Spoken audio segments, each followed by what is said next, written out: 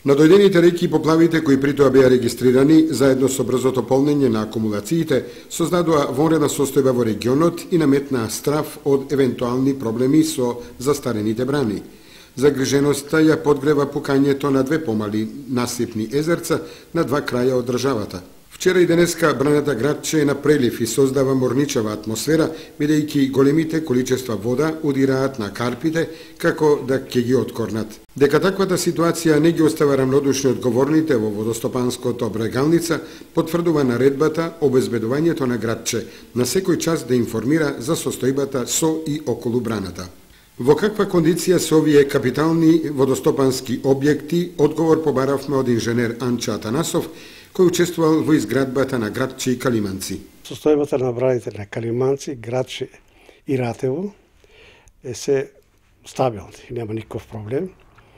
Тие се редовно наблюдуваат, така да кажеме српски, и се прави секоја година извештај за состојбата нивна и мислам дека нема никаков проблем. Иако и на двете ноќески и на Калиманци водата била на прелив и на Градче на прелив. Додека земјаните брани што се под на водостопанството, што се под надлежност, така да речеме, на водостопанство, пишица сигурно ќе чим е прелило преко телото на браната, тоа ќе биде однесена 100%.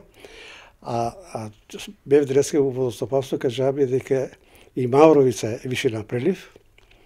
Там јако е земјана брана, меѓутоа преливниот орган што е, одводниот канал, на крајот е срушен, така да кажем, и со големи води, ако почнат да продолжат да доваѓат, а не е санирано, може да дојде да го однесе и да дојде до телото на браната. За населението кое живее во Кочанската котлина значајна е состојбата и со акумулацијата Калиманци, со капацитет од 120 милиони кубни метри вода.